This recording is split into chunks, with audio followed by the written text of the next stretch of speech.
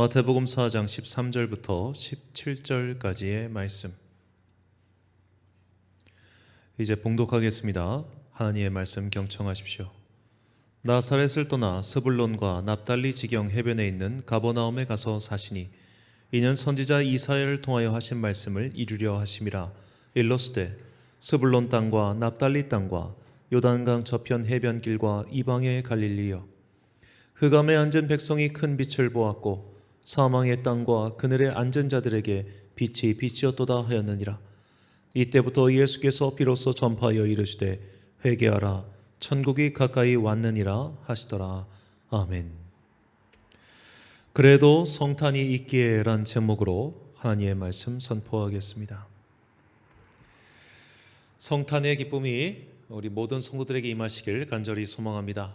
제가 광고 시간에 미처 말씀을 못 드렸는데 여기 보시면은 이제 성탄 케이크도 이렇게 마련했고 또 성탄을 상징하는 하얀색 촛불도 켜두었습니다. 또 오늘이 성탄절이면서 2022년의 마지막 주일 예배이기도 합니다. 그러니까 성탄절과 송년주일이 함께하는 참 드문 날이죠. 자, 이렇게 한 해를 갈무리하면서 또 다가올 새해를 준비하면서 이제 또 바쁜 특별 새벽 기도회, 송구영신 예배, 그리고 또 신년 주일 예배까지 우리가 이렇게 바쁜 주간을 살아가는데, 이렇게 바삐 연말 연시를 보내는 중에도 우리 마음속에는 항상 예수 그리스도의 이 빛이 빛나고 있어야겠습니다. 왜냐하면 이 빛이 없으면 우리는 금세 어둠 속으로 떨어지고 맙니다. 세상의 인력이라는 것은 참으로 강하죠. 그 인력, 끌어당기는 힘, 그 중력은 우리를 언제나 죄로, 악으로, 분노로, 질투로, 미움으로 끌고 가기 일쑤입니다. 그렇기 때문에 우리가 이 예수 그리스도의 빛으로 내 영혼을 밝게 빛나고 있지 않는 한 우리는 그렇게 죄의 때를 묻히며 살아갈 수밖에 없는 것이죠. 그래서 우리에게 주일 예배가 중요한 것이고, 이 성탄절기 때마다 해마다 돌아오는 이 절기를 통하여 그리스도의 빛을 우리 가슴 속에 다시 한번 새겨두는 그런 계기를 삼아야 합니다. 성도 여러분들께서는 혹시 어떤 병원에 가는 것을 싫어하십니까? 아마도 많은 분들이 치과 가는 것을 별로 좋아하지 않으실 것 같습니다. 저도 그렇습니다만 이 치과 치료를 받을 때 그 소리도 상당히 싫고 입을 계속 벌리고 있는 것도 사실 턱이 아프고, 그리고 무엇보다 이제 신경 치료 같은 걸 하게 되면 정말 막 손끝부터 발끝까지 찌릿찌릿한 그 느낌을 다 아실 거예요. 정말 싫죠. 그래서 우리가 이빨이 아파도 정말로 아프기 전까지는 치과를 잘 안 가는 경향이 최소한 저에게는 있었습니다. 이렇게 치과를 자주 가는 걸 싫어하다 보니까 오히려 이빨을 닦는 것을 더 열심히 닦습니다. 치실부터 시작해서 심지어 이렇게 막 물로 뿌리는 거 있죠. 입안에다가 이렇게 칙칙칙 뿌리는 거, 그런 것까지 해가면서 치아 관리를 하는데, 그런데도 얼마 전에 치과를 가보니까 이 치석이 쌓여 있는 거예요. 그래서 그 스케일링을 하면서 제가 물어봤습니다. 의사 선생님한테, 이 치석이 안 쌓이게 이빨을 닦는 방법이 있습니까? 그러니까 의사 선생님이 이렇게 대답해요. 그건 불가능합니다 라고 말이죠. 제가 제가 알아보니까 우리가 어떻게 칫솔질을 해도 결국 이 손의 각도와 이게 안 닿는 곳, 그러니까 제대로 힘이 전달되지 않는 곳이 있기 때문에 우리 구강의 25%밖에는 칫솔질을 할 수 없답니다. 나머지 75%의 그런 것들, 그래서 음식물 잔여물이 생기고 그 잔여물이 입안에 돌면서 결국 이빨 사이에 껴가지고 플라그, 우리가 치석이라고 부르는 것이 세월이 지나면 쌓일 수밖에 없다는 거죠. 어떤 방법을 써도 이것을 쌓이는 것을 막을 도리가 없다는 것이 의학계의 정설입니다. 그래서 우리는 해마다 한 해에 한 번 내지 두 번, 가능하다면 자주 스케일링을 받는 것을 의료보험도 되니까 추천하고 있죠.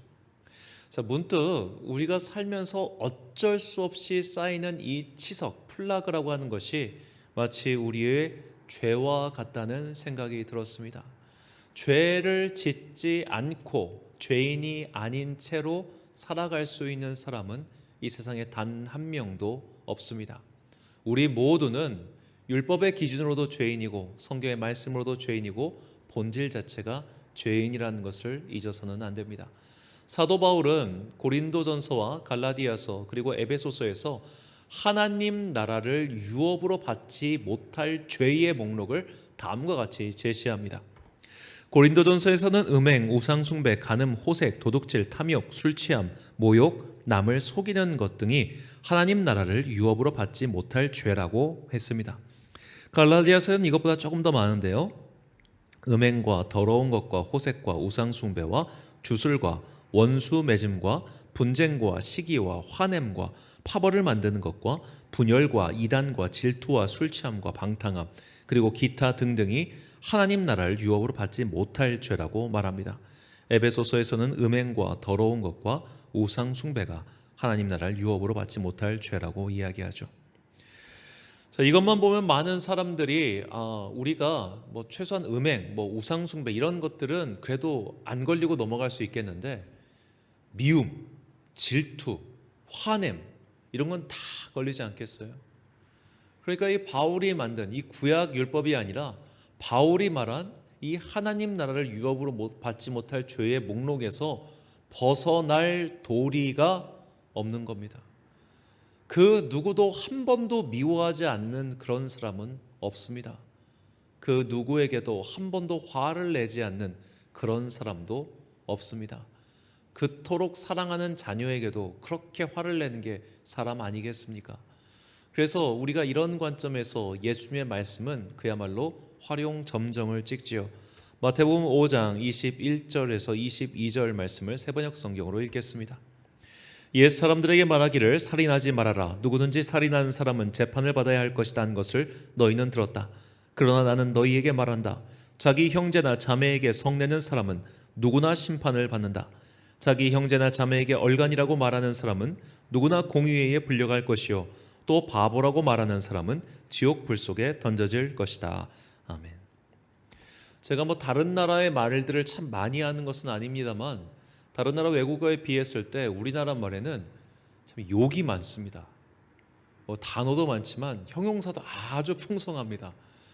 예를 들어 이웃나라 일본 같은 경우는 기껏해야 뭐 우리나라 말 직역하면 이 모기 새끼, 이 바보 자식 이 정도가 되게 모욕적인 말이에요. 형용사로 대봤자 막 그냥 뭘 죽여버리겠다 뭐 이 정도 뭐 그 정도인데 우리나라 말은 정말 형용사부터 시작해서 화려한 욕이 있죠. 자, 이렇게 우리가 누군가를 욕하는 것만으로도 너는 심판을 받게 될 거야 라는 예수님의 이 엄중한 말씀에서 과연 누가 벗어날 수 있겠습니까?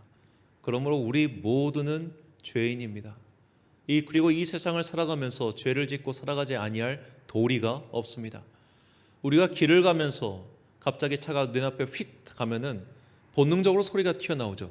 이런 삐삐삐삐삐삐. 이런 식으로 우리는 살면서 화를 내지 않고 살아갈 도리가 없고 욕을 하지 않고 살아갈 도리가 없어요. 그런데 이런 걸 피하려면 그냥 심산유곡에 들어가서 혼자 살아야겠죠.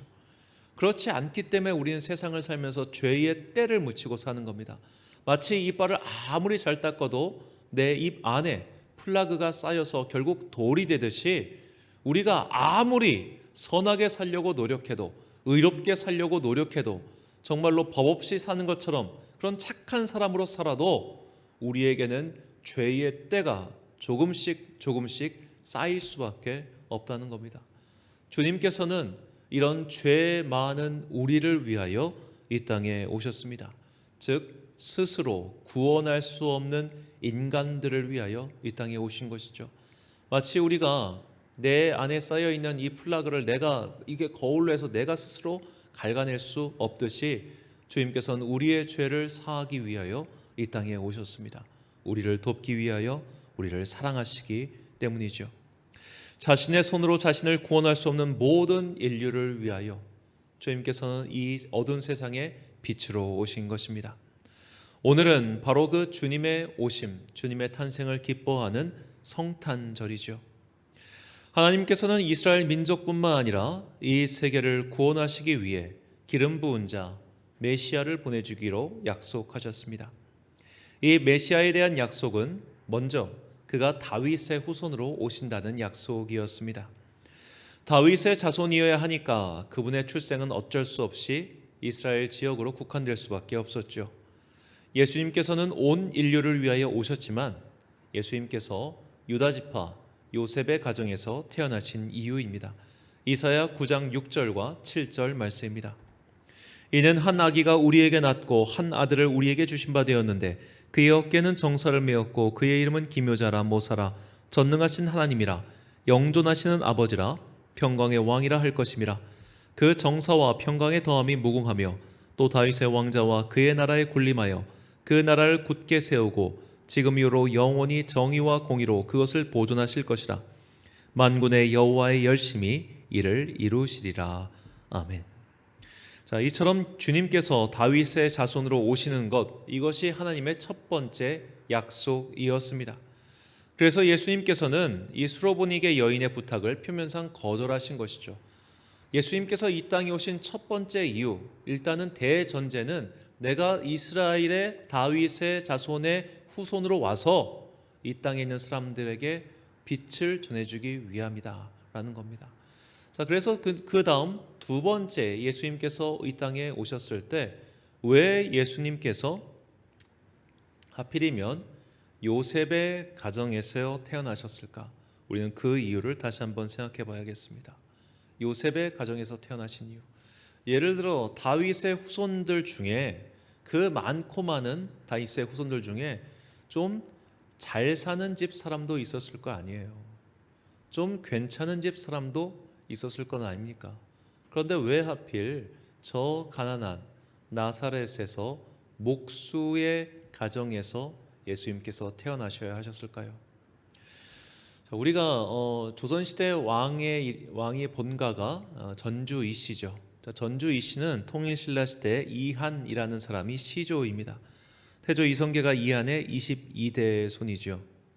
자, 그렇다면 모든 전주 이씨, 오늘날 한국의 전주 이씨가 263만 명이나 되는데 이 263만 명이 모두 잘 사는 사람은 당연히 아닐 겁니다. 조선시대에도 왕의 후손 전주 이씨라고 해서 다 잘 살았다는 것은 아니죠. 이 조선의 25대 왕이었던 철종 같은 경우는 그의 별명이 강화도령이었습니다. 강화도에서 나무꾼이나 하고 있던 그를 갖다가 이제 왕의 직계가 모두 다 사망해가지고 더 이상 왕위를 이을 사람이 없어 그를 데려다가 왕위에 앉힐 정도였죠. 그러니까 조선 후기로 가면은 전주 이씨라고 해도 다 잘 사는 게 아니라 이 중에는 굉장히 가난하게 사는 사람들이 많았다는 겁니다. 예수님과 다윗 사이에는 약 1000년이라는 시간이 흐르고 있습니다. 다윗이 왕이었지만 그리고 다윗의 후손들도 왕이었지만 세월이 거듭하면서 그 왕족 중에서도 못 사는 사람이 당연히 나왔을 것이고 바벨론의 포로를 거치면서 그들의 신세는 그야말로 전락했겠죠. 자, 하지만 그 중에서 누군가는 잘 살았을지도 모르는데 이 다윗의 후손으로 오겠다는 그 약속만 지키면 부자로 태어나든 가난자로 태어나든 상관없는 건 아닙니까? 그렇다면 기왕이면 좀 유력한 사람의 자손으로 태어나실 수도 있었을 텐데 주님께서는 왜 가난한 동네 나사렛의 요셉이라고 하는 그 사람의 가정에서 태어나셨을까요? 그것은 바로 오늘 본문 말씀이 그 이유를 설명해 주고 있습니다. 본문 13절과 16절 말씀입니다. 나사렛을 떠나 스불론과 납달리 지경 해변에 있는 가버나움에 가서 사시니 흑암에 앉은 백성이 큰 빛을 보았고 사망의 땅과 그늘에 앉은 자들에게 빛이 비치었도다 하였느니라. 아멘. 자, 이 나사렛이든 가버나움이든 이곳은 모두 갈릴리라는 지역에 속해 있습니다. 갈릴리는 갈릴리 호수를 중심으로 한 지역으로 이곳은 이스라엘의 북쪽 경계선입니다. 이곳의 별명은 이방의 갈릴리입니다. 마치 조선시대 조선 8도 중 북방의 평안도와 함경도 출신을 차별하였듯이 갈릴리 지방 또한 차별을 받았습니다. 외국과 국경을 마주하고 있었고 그래서 이들은 북쪽에서 이방 민족이 쳐들어오면 가장 먼저 공격을 받았습니다. 그래서 정말로 이 소리 소문 없이 사라진 지역이 이 이방의 갈릴리라는 지역입니다. 자, 우리가 여호수아 이후 사사기와 사무엘 상하 그리고 열왕기 등 왕의 연대기들 쭉 보십시오. 이 북이스라엘이 멸망한 것은 우리가 다 알고 있지만 북이스라엘의 각 지파들이 어떻게 살다가 소멸했는지는 그 기록 자체가 없습니다. 요단 동쪽에 있는 루벤 지파나 이런 데는 아예 그 뒤로 등장하지도 않아요. 그러니까 그들은 역사에서 잠깐 존재했다가 이 이방의 세력이 강성해지자 금세 제일 먼저 없어진 바로 그런 지파들이라는 겁니다. 그래서 그들의 별명이 이방의 갈릴리였던 거예요. 가장 먼저 없어졌으니까 가장 먼저 이방의 피가 섞였겠죠. 그래서 유다 지역, 특히 예루살렘의 지역, 이 중앙에 살고 있던 사람들의 눈으로 봤을 때는 그쪽 동네에 살고 있는 애들은 전부 다 사실 이방 사람들이었습니다. 그러니까 사마리아 사람을 보는 눈이나 갈릴리 사람을 보는 눈이나 예루살렘을 기준으로 봤을 때는 독인 개긴이었다는 겁니다. 그렇게 차별받고 천대받던 지역, 그곳에 살고 있는 다윗의 자손의 집안에서 예수님께서 나시고 그곳에서 살았던 것이죠. 바로 주님께서 그 낮은 곳, 그 희망이 없는 곳, 그 괴로움이 가득한 곳, 그곳을 먼저 밝혀주시고자 그곳에 오신 것입니다. 이 비유를 아까 치과 의사의 예로 설명하자면 우리나라에서 치과 의사가 더 귀하겠습니까? 아니면은 저 제3세계에서 치과 의사가 더 귀하겠습니까? 우리나라 사람들은 이제 스케일링까지 의료보험이 돼서 싼 값에 치과 진료가 가능하지요.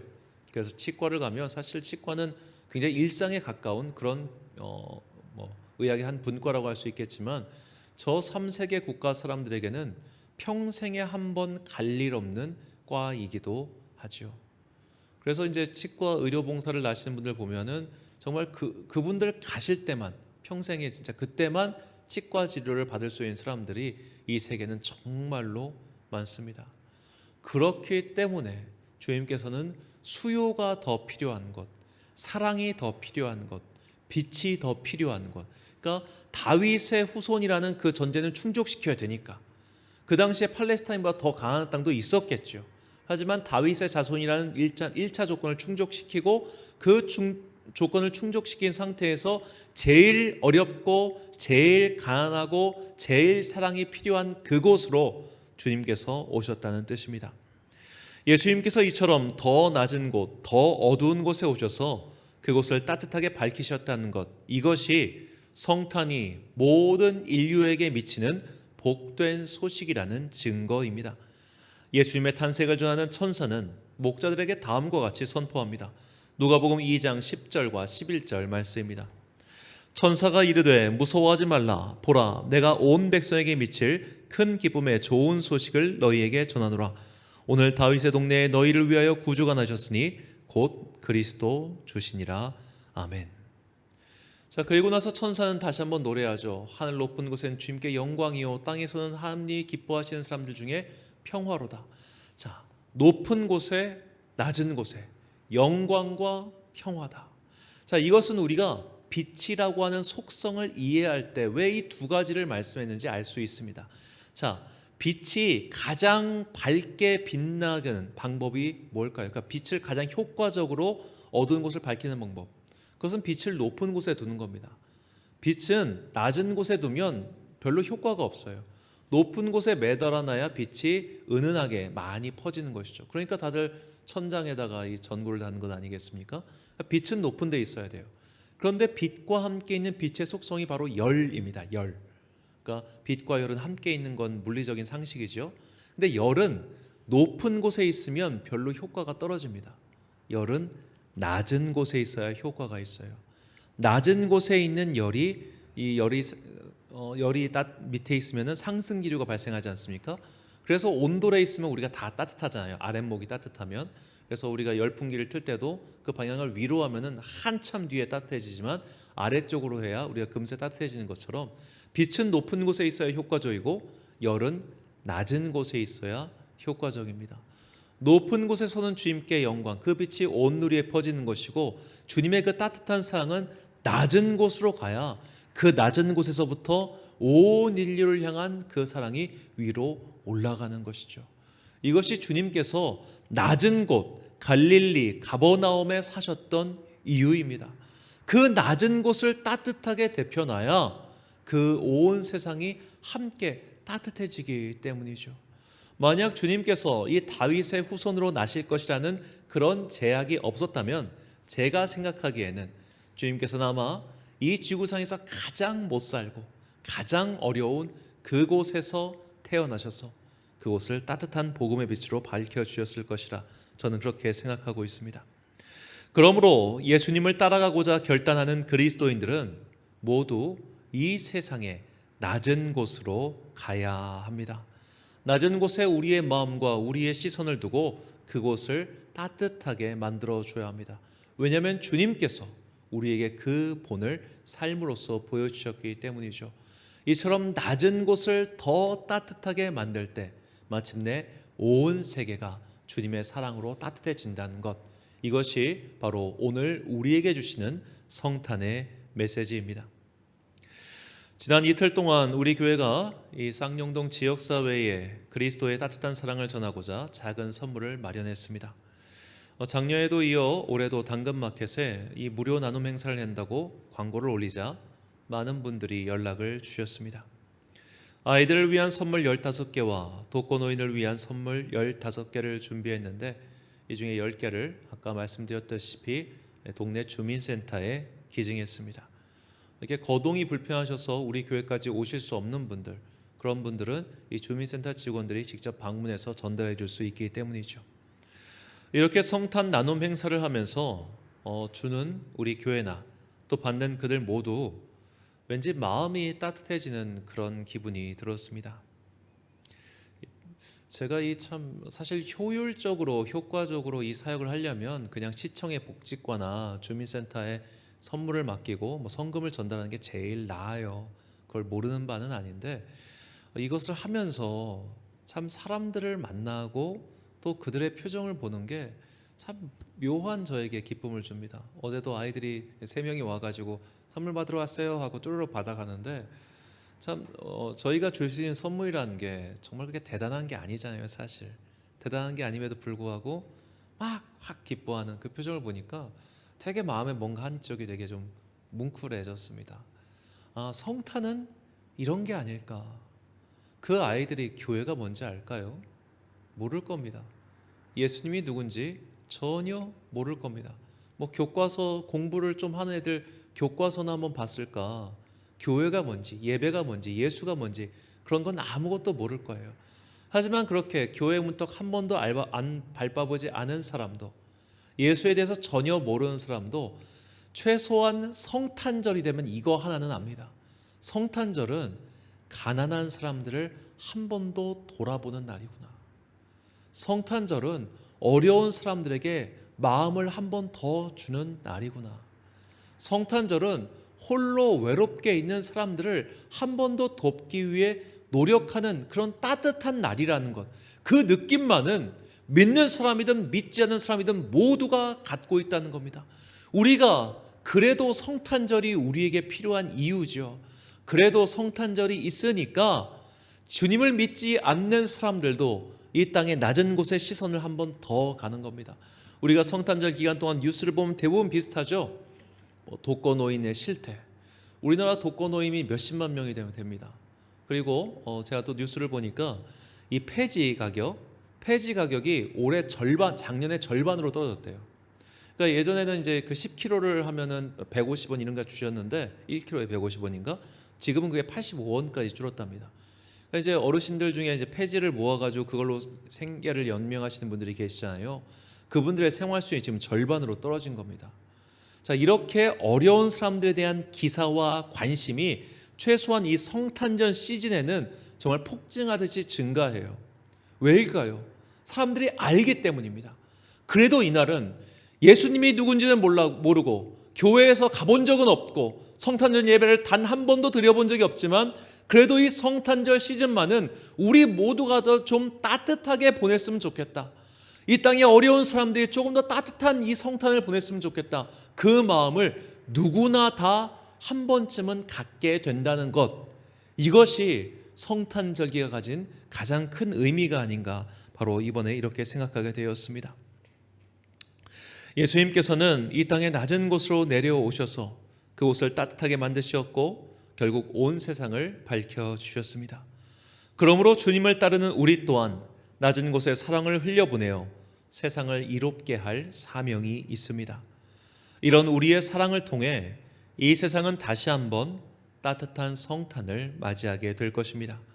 비록 사람들이 교회가 무엇인지 모르고 예수님이 누구신지 모르더라도 성탄만큼은 가난한 사람들을 조금 더 생각하고 어려운 자들을 조금 더 돌아보게 된다면 지금 우리가 하고 있는 모든 수고는 결코 의미 없는 것이 아니게 될 것입니다. 오늘은 성탄절이면서 동시에 2022년의 마지막 주일이기도 합니다. 올해 전 세계는 그야말로 경제 폭탄을 맞았습니다. 코로나 시기에 은행은 낮은 금리의 돈을 풀었고 그 돈을 회수하기 위해 금리를 올렸습니다. 그러자 이미 경제학자들이 경고했던 물가 상승 및 금리 인상이라는 인플레이션을 크게 맞이하게 되었습니다. 거기에다가 유럽의 식량 창고 역할을 하던 우크라이나와 유럽의 가스 창고 역할을 하던 러시아 사이에 전쟁이 일어나면서 전 세계가 연쇄적으로 그 여파를 맞이하게 되었습니다. 기름값은 그야말로 치솟아서 지금까지도 전쟁 이전의 상황을 회복하지 못하고 있죠. 그렇다면 다가올 2023년 새해의 전망은 어떨까요? 아직도 전쟁은 끝나지 않았고 미국과 한국의 금리 차이는 1%나 나기 때문에 내년 초에 다시 금리 인상이 있을 것이라는 전망이 우세합니다. 내년도 한국의 경제 성장률은 2% 초반대로 그야말로 언제든지 1%대로 내려앉을 가망이 큰 상황이죠. 자, 1%대 경제 성장률이라고 하는 것은 물가 상승률을 고려하면 실제적으로 마이너스 성장이라는 뜻과 다름없습니다. 올 한 해 동안 작년에 비해서 결혼 인구가 무려 8만 명이 줄었습니다. 8만 쌍. 그러니까 더 이상 사람들이 결혼할 여건도 안 되니까 당연히 출산은 꿈도 꾸지 못하고 이런 식으로 참 경제적인 악순환이 계속해서 반복되고 있죠. 자, 이 상황이 내년에 더 나빠진다고 지금 전망하고 있는 판국입니다. 코로나가 터지기 전에 시중에 왕창 돈이 풀려서 집값이 수직 상승하였고 이제는 그 거품이 빠지며 여기저기서 곡소리가 나고 있습니다. 사람들은 이제 너도 나도 보험부터 해약하고 있습니다. 도저히 버틸 재간이 없기 때문이죠. 올해가 초겨울이었다면 내년은 혹한기가 올 것이란 예고가 곳곳에서 나오고 있습니다.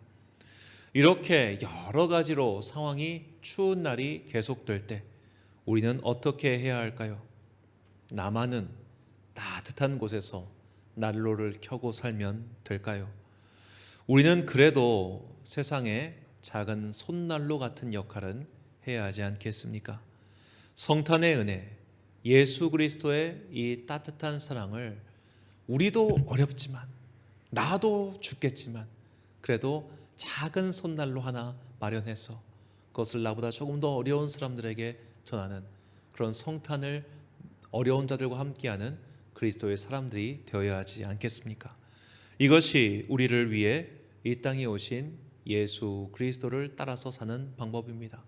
그래서 주님께서는 당신을 믿고 당신의 구원의 빛으로 거듭나 그리스도의 제자로서 살기로 결단한 모든 이들에게 다음과 같은 명령을 내리셨습니다.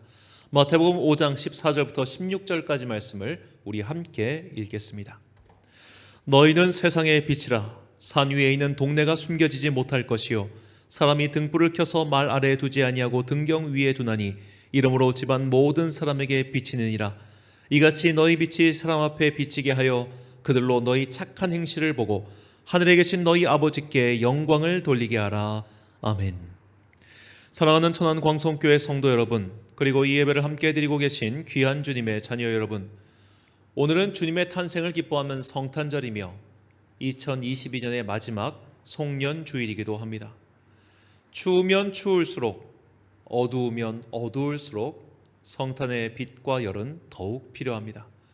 그래도 성탄이 있기에 우리는 한 번이라도 더 따뜻한 마음을 가지려 노력할 것이고 한 번이라도 더 낮은 곳에 시선을 둘 것입니다.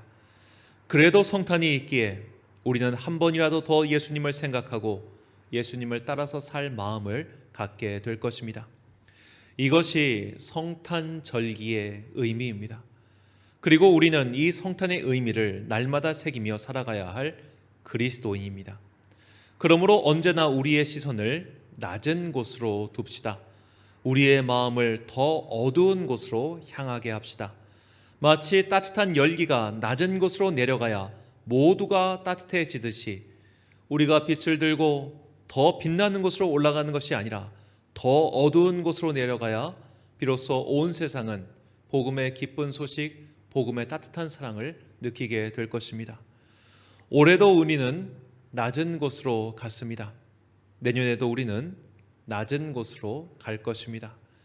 세상을 밝히는 우리의 선한 빛을 보고 예수님을 모르는 이들도 그 사랑을 알 수 있도록 그렇게 어둠 속을 향해 전진해 나아가는 빛의 자녀들이 되시길 예수님의 이름으로 축원합니다.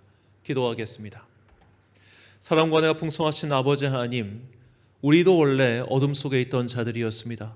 그러나 주님께서 빛으로 이 땅에 오사 우리를 빛 가운데로 부르셨습니다. 이제 주님의 빛과 은혜로 거듭난 자녀들이오니 그리스도의 사랑을 먼저 깨달은 자들로